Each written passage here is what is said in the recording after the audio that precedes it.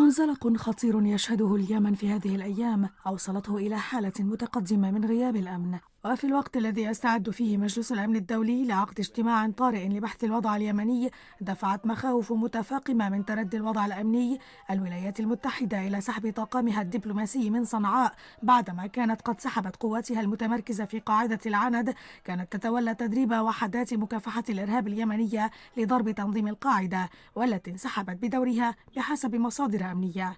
اجتماع مجلس الأمن يأتي تلبية لطلب الرئيس اليمني المنتهي ولايته عبد ربه منصور هادي، الذي تحدث عن مكافحة ما أسماه النفوذ الإيراني في بلده، وذلك في أول خطاب تلفزيوني له منذ وصوله إلى مدينة عدن. كلام انتقده متحدث باسم أنصار الله متهما هادي بالكذب. للخروج بحلول تجنب اليمن الانزلاق إلى سمح الله إلى التشظي والانقسام والعنف، والعمل على تصحيح مسار العملية السياسية. على صعيد آخر، سيطرت جماعة أنصار الله مدعومة باللجان الشعبية الموالية للرئيس السابق علي عبد الله صالح على مطار مدينة تعز شمال عدن، حسب ما أفادت مصادر أمنية وعسكرية. وإزاء ذلك انتشرت حول عدن قوات موالية لهادي مع عناصر اللجان الشعبية المؤيدة له، مشكلة حزاما أمنيا حول المدينة الجنوبية.